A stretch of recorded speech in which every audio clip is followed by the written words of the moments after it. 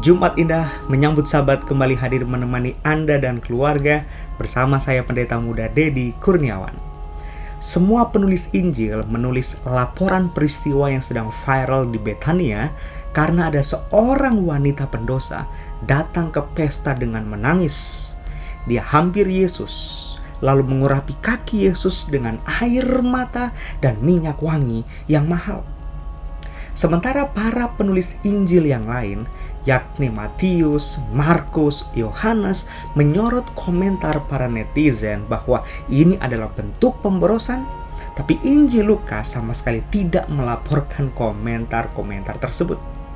Karena bagi Lukas, fokus spotlight lensanya dalam menyampaikan cerita adalah Yesus dan wanita pendosa tersebut.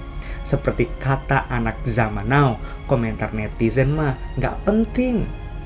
Bagi Lukas, action dari seorang pendosa yang disambut dan diperlakukan istimewa oleh Yesus jauh lebih asyik untuk diceritakan ketimbang pergunjingan gosip melemahkan iman yang memang lebih disukai sama banyak orang. Saudara, kita tinggal di budaya timur. Paling tidak sedikit dari budaya di zaman Yesus itu melekat pada budaya kita, bahwa tuan rumah akan menyediakan semua persediaan untuk tamu kehormatan yang diundang, apalagi tamunya adalah Yesus. Simon adalah pemilik rumah pesta yang mengundang Yesus. Yesus adalah tamu kehormatannya. Namun ada yang aneh dari cara Simon menyambut Yesus di pesta itu.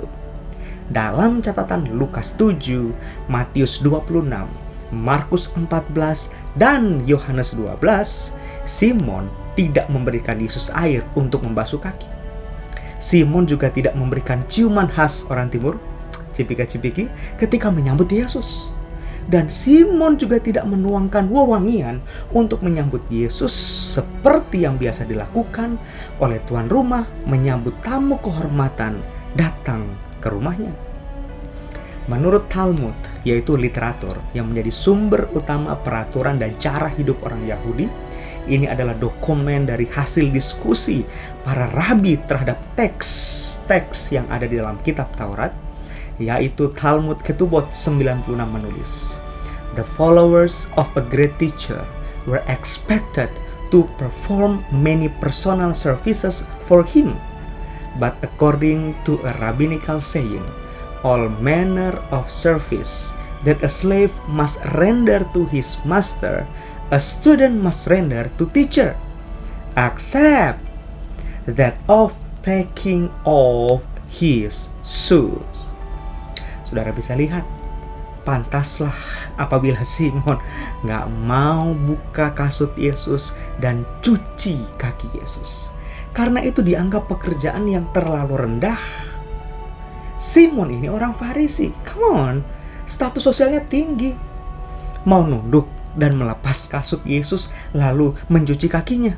Oh man, itu bukan gue banget. Sebuah ujian yang gagal dilewati oleh Simon terjadi malam itu. Tuan pesta yang tidak benar-benar rindu menyambut tamu kehormatannya. Tuan pesta yang rindu mendapatkan kehormatan, tapi tidak sanggup memberikan penghormatan kepada tamu istimewanya, Yesus.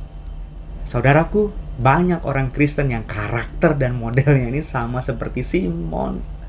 Mau tampak hebat karena melakukan sesuatu bagi Yesus, tapi sayangnya, di balik tindakan melakukan sesuatu itu, tidak didapati ada roh pengorbanan yang tulus.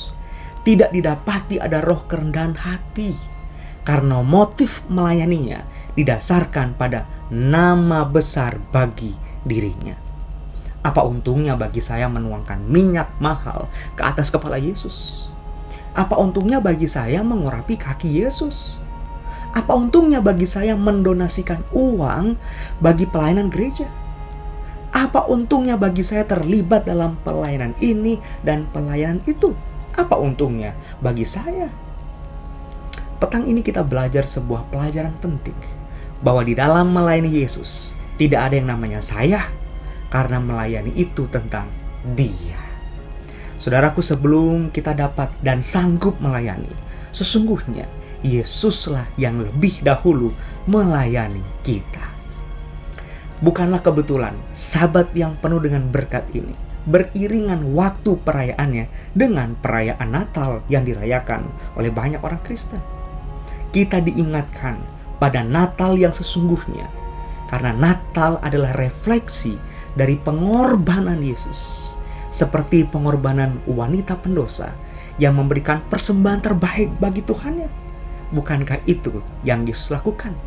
Dia berikan dirinya sebagai korban persembahan terbaik bagi Anda dan saya, bagi dunia yang telah jatuh, yang mana sesungguhnya kita tidak layak untuk menerimanya. Nikmatilah berkat Sabat bersama dengan keluarga tercinta. Selamat hari Sabat, Tuhan Yesus memberkati.